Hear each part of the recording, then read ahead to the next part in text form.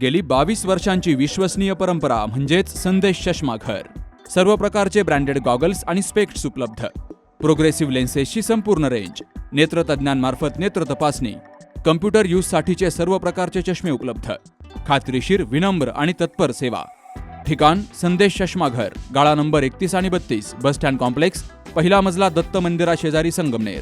Proprietor Amol Deshmukh, 9150 290 290 आणि 9270 34 41 74। 75 कोटी रुपये त्या ठिकाणी खर्च झालेले आहे। आपल्या गटारांनी त्या ठिकाणी रस्ते आणि पेवर ब्लॉक आपण जर विचार केला, 1 किलोमीटरला जवळपास 1 कोटी रुपये त्या ठिकाणी खर्च झालेला आहे। परंतु आज या रस्त्यांची किती दयनीय अवस्था आहे हे वेगळं सांगण्याची मला आवश्यकता नाही। प्रत्येक ठिकाणी आपण बघितलं, भ्रष्टाचाराचा त्या ठिकाणी इतका वास येतो। आज जर बघितलं तर 80 mm पेवर ब्लॉक जरी आपण बसवले तरी बाजारामध्ये गेलो तर 6,500 ते 7,000 रुपयांनी त्या ठिकाणी पेवर ब्लॉक बसवले जातात आणि आपल्या नगरपालिकेचे मात्र जवळपास 11,500 ते 12,000 रुपयाचे बिलं त्या ठिकाणी प्रशासकीय कारकिर्दीमध्ये काढण्यात आले।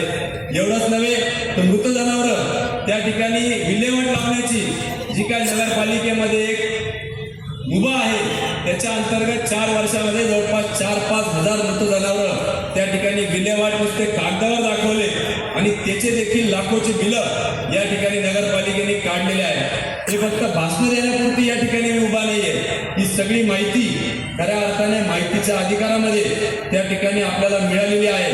आज जर आपण बघितलं तर मोठ्या प्रमाणात 125 कोटी रुपये खर्च झाले म्हणतात आणि 5 नंबरचं तळ केलं, परंतु आजही गेल्या 10 महिन्यामध्ये जे माहितीच्या अधिकारात माहिती मिळाली, साहेब खेदानी सांगावं वाटतं 300 दिवस होऊन गेले, फक्त 63 दिवस या शहराला पाणी या ठिकाणी आलेलं आहे।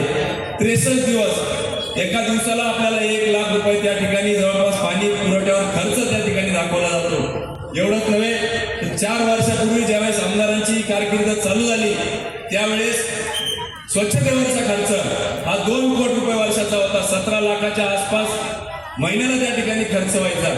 आज तो 4 कोटीवर त्यांनी नेऊन ठेवलेला आहे, परंतु स्वच्छता कुठेही त्या ठिकाणी होताना आपल्याला दिसत नाही। त्याचा जरी हिशोब केला दिवसाला लाख रुपये आपले खर्च होत आहेत। काल परवा फिल्ट्रेशन प्लांटला मी भेट दिली, त्या ठिकाणी आम्हाला आश्चर्याचा धक्का बसला। त्या फिल्ट्रेशन प्लांटमध्ये सर्व मृत जनावरं त्या ठिकाणी पडलेले होते, मासे होते, मृत बगळा होता। अतिशय घाणीचं साम्राज्य त्या फिल्ट्रेशन प्लांटमध्ये होतं आणि सगळ्यात हास्यास्पद बाब म्हणजे आपलं TDS 350 होतं, जे 100च्या आत त्या ठिकाणी पाहिजे। आज जर बघितलं तर किडनीचे विकार, स्किनचे विकार, केसांचे विकार, त्यामुळे आपल्या नागरिकांमध्ये मोठ्या प्रमाणात त्या ठिकाणी वाढ झालेली आहे। खरं तर वेगवेगळे प्रश्न घेऊन त्या ठिकाणी अतिशय सोपा कारभार होता। लोकप्रतिनिधींनी सांगायचं आणि सीओनी ऐकायचं। कुठलाही नगरसेवक, नगराध्यक्ष अस्तित्वात नव्हता, परंतु त्या बदल्यात आपल्या पदरात फक्त नैराश्यच त्या ठिकाणी मिळाली, हे आवर्जून मी या निमित्ताने आपल्या समोर सांगू इच्छितो। खरं तर ही कार्यकर्त्यांची निवडणूक आहे आणि 9 वर्ष झाले आपण कार्यकर्त्यांच्या निवडणुकीमध्ये। साहेब, भारतीय जनता पार्टीला 9 वर्षापूर्वी आमच्या कार्यकर्त्यांनी निवडणूक हातात घेतलेली आहे। 11 वर्षापूर्वी आपण या निवडणुकीमध्ये आमदार म्हणून कोल्हेताईंना निवडून दिलं होतं आमदारकीला। त्याच्यानंतर कुठल्याही ठिकाणी लोकसभेमध्ये आपली युती झाली, भारतीय जनता पार्टीचं चिन्ह या ठिकाणी नव्हतं। आमदारकीला देखील आपल्या सूचनेने आम्ही त्या ठिकाणी थांबलो आणि भारत आणि राज्य मजबूत करण्याच्या दृष्टिकोनाने आम्ही प्रामाणिक काम त्या ठिकाणी केलं आणि म्हणून त्यावेळेस देखील आपण थांबलो, परंतु विरोधक त्याचा गैरअर्थ काढतायत आणि म्हणून आमच्या कार्यकर्त्यांनी शहर असू, ग्रामीण असू, ही निवडणूक आता हाती घेतलेली आहे। खरं तर 11 वर्षापूर्वी आमच्या कार्यकर्त्यांवर भारतीय जनता पार्टीचा गुलाल आपल्या अंगावर पडला, बरोबर आहे का नाही? त्याच्यानंतर मात्र नगरपालिका आली, त्यांच्याकडे गेली, जिल्हा परिषद, पंचायत समिती, आमदारकी, दुसरी आमदारकी, सातत्याने 11 वर्ष त्यांच्याकडे हे सगळे सत्ता केंद्र केंद्रीकरित झालेले आहे। याचा खऱ्या अर्थाने सत्तेचा समतोल जर साधायचा असेल तर आपल्याला भारतीय जनता पार्टीचं कमळ फुलवण्याची अतिशय आवश्यकता या निमित्ताने या ठिकाणी झालेली आहे। अनेकदा विरोधक आपण ऐकतो 4,000 कोटी खर्च केला, 4,000 कोटी खर्च केला। प्रत्येक नागरिकावर जर हा खर्च टाकला तर 1.5 लाखाहून अधिकची संख्या प्रत्येकाला आपल्याला मिळू शकते एवढी कोटीचे गप्पा करतात, परंतु प्रत्यक्ष त्या ठिकाणी कुठलंही काम या ठिकाणी झालेलं नाही.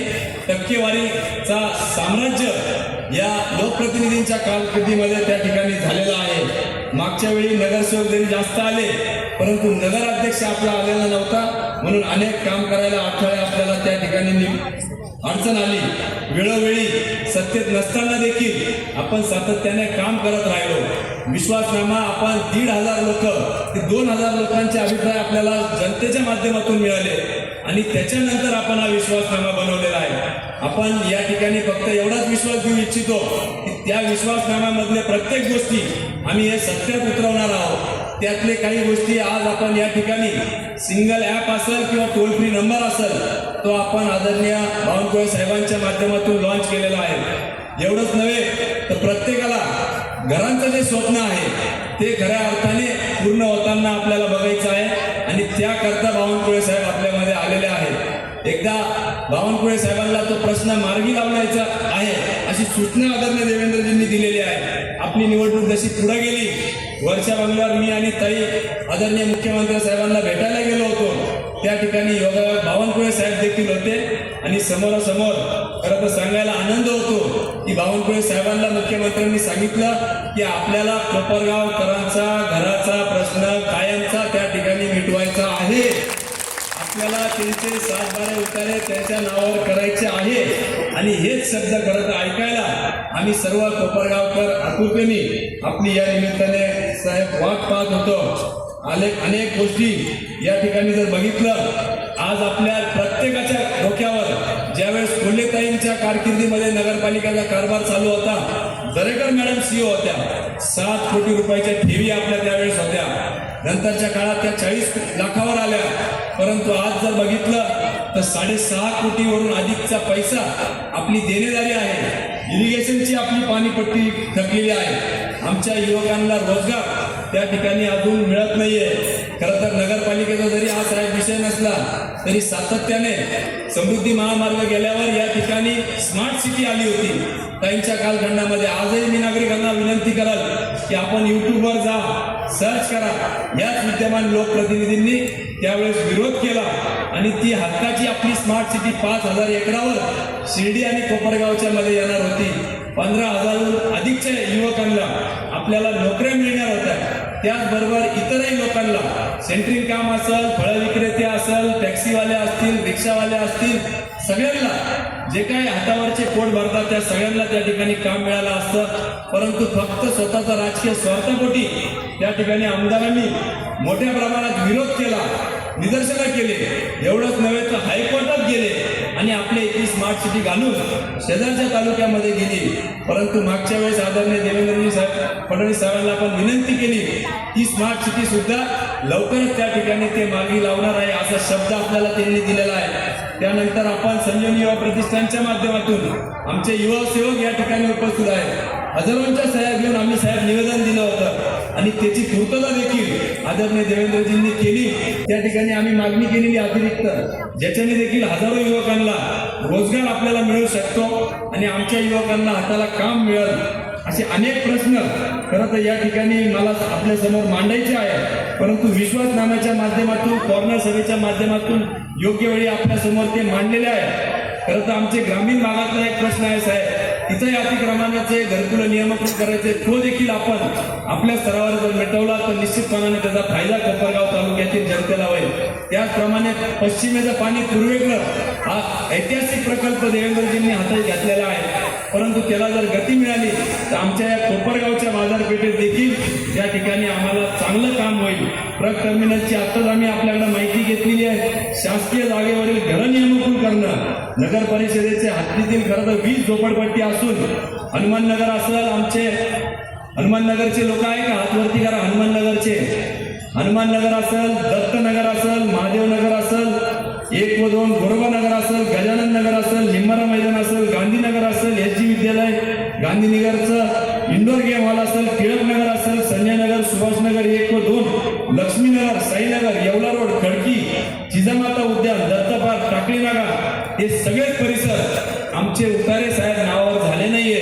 परत एकदा मी आमच्या महिला भगिनींना हात हात वरती करून आपण विनंती करूया की साहेब तेवढे उतारे आमच्या नावावर आज आपण या ठिकाणी आम्हाला आश्वासित करून जा, जेणेकरून आम्हाला आमचं स्वप्न पूर्ती त्या ठिकाणी होईल हीच अपेक्षा या निमित्ताने व्यक्त करतो.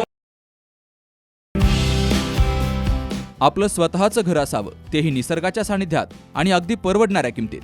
तर मग SM ग्रुप संचलित ढोलेवाडी ग्रामपंचायत हद्दीमध्ये संगमनेर शहराजवळ 600 ते 850 स्क्वेअर फुटापर्यंत आकर्षक रो हाऊस विक्रीसाठी उपलब्ध आहेत. त्यांनी आम्हाला ज्या ज्या कमिटमेंट दिल्या त्या पूर्ण कमिटमेंट त्यांनी या ठिकाणी फुलफिल केलेल्या आहेत आणि आम्ही हे घर घेऊन सुखी आणि आनंदी आहोत. व्हरांडा, पार्किंग एरिया, स्वयंपाकघर, ड्राय बाल्कनी, बेडरूम, बाथरूम सर्व वास्तुशास्त्रानुसार बांधलेले.